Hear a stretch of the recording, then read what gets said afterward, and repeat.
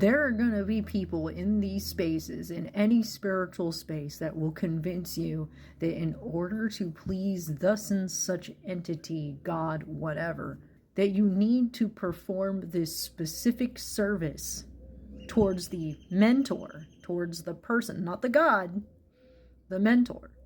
My mentor, she used Loki to try and get me to help her clean the house. And not just Loki, she also used Tyr. She faked being possessed by Tyr to motivate me into helping her clean the house.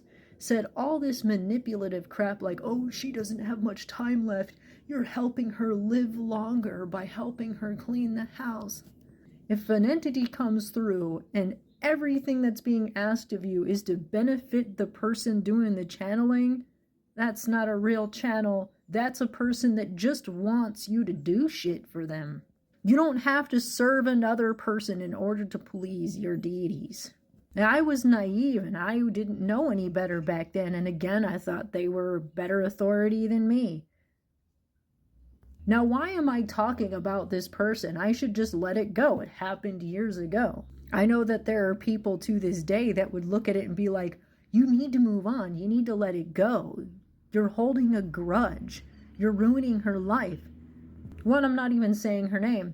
And two, by using my voice, I feel like I'm taking my power back because I gave her so much power. Even years after she took me under and everything hit the fan, she would spread rumors about me if she ever even heard me speaking anything about this situation, even without naming her name. She would threaten me with charges of slander. She would send her friends after me to spy on me or to get information from me. And this is my way of not letting her have power, by actually using my voice to speak against people like her. If I happen to be ruining her life by speaking about her because she's getting on and is like, stop talking about me, well, she's giving herself away and she's ruining her own damn life.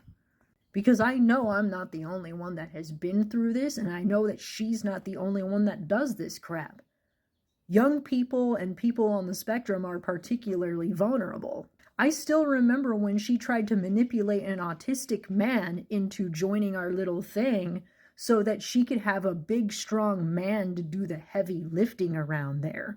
He was like under a trance for, I guess, like 2 or 3 days with all the manipulative language she was using against him. It was creepy. And then it was actually the start of me being able to actually say, hey guys, I think she's lying. Because I was suspicious there was something wrong, but I felt like there was no one to turn to. And then when that happened, I was finally able to speak out and go, yeah, I think she is being manipulative. I think she just wants somebody to do stuff for her. Your deities are not going to expect you to serve another human being in their name. How to dedicate a service to a deity. If somebody comes along and says you have to perform this service in order to please this deity, you have to perform this service for me in order to please this deity, they're wrong. The deity is not coming through them to tell you to serve them. That's sus.